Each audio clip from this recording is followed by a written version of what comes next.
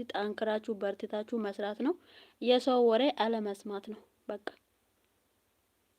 የእውነት መስራት እንችላለን። ምክንያቱም አሁን እኛ ስደት ስንወጣ እንግዲህ ሁላችንም በመጀመሪያ ጊዜ የማዳም ቤት ስንገባ ሁሉም ነገር ያስፈራል። ምክንያቱም ቋንቋ አንችልም፣ ሀገራችን ለኛ አዲስ ነው። ሁሉም ነገር ስራውም ቢሆን ያው አዲስ ነው፣ ግን ያስፈራል። እየለመደን ነው የምንሄደው አይደል? አሁን ዩቲዩብ እኔ በመጀመሪያ ጊዜ አንድ ቪዲዮ ሲሰራ በጣም ነበር የሚፈራው። እንዴት ካሜራ ላይ ወጣለሁ? እንዴት እንደዚህ ሆኜ እሰራለሁ? ደግሞ ያወራው ትክክል አይደለም ምናምን እያልኩ ብዙ ጊዜ ነበር የሰራሁት ቪዲዮ ራሱ እያጠፋው እንትን እያልኩ ነበር የሚሰራው ማለት ነው። ግን ጨክኜ አንዱን ፎሰትኩ፣ ምንም አይመስለኝም።